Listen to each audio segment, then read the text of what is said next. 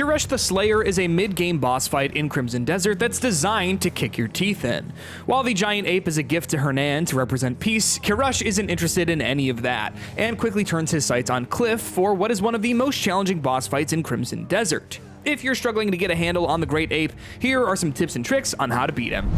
As soon as the boss fight starts, be ready to roll away. Kearush tends to open the fight with a long-reaching jump attack, and so if you want to avoid taking a lot of damage as soon as the fight begins, like I do right here, roll and roll and roll. This tactic is going to be something you employ a lot during this fight, since while some of Kearush's attacks can be blocked with shields, many of them will simply crush Kliff into the ground, regardless of if his shield is up. As soon as you're able, you'll also want to lock onto Kearush by hitting down on the D-pad.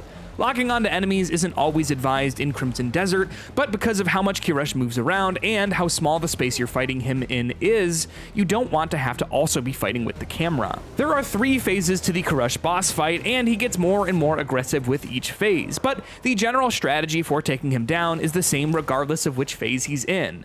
Give Kearush a lot of space to attack, since his long arms are able to hit a lot when he sweeps them around, and once he closes the distance to you, dodge through the remaining attacks in his combo. He'll usually end by doing a body slam on the ground, where he'll stay down for a second or 2.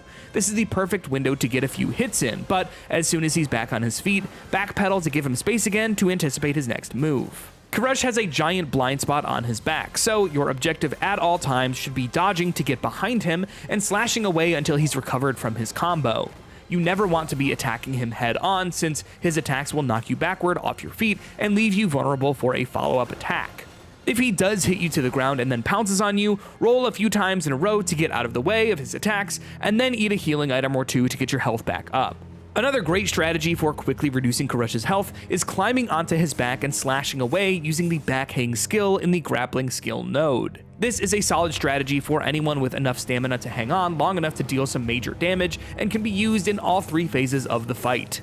In the second phase of the fight, Kearush will start climbing on the walls and eventually do a giant ground smash attack by jumping toward you, but these attacks are heavily telegraphed and easy to dodge around. Just like the other body slam moves, get out of the way and get a few hits in before giving Kearush some space. In the final phase, Kearush is a lot more aggressive and recovers from his combos much quicker, so you'll need to keep that in mind when deciding how much time you have to dish out some damage. But if you continue to dodge through his attacks and stay behind him, you'll be able to finish the fight in no time.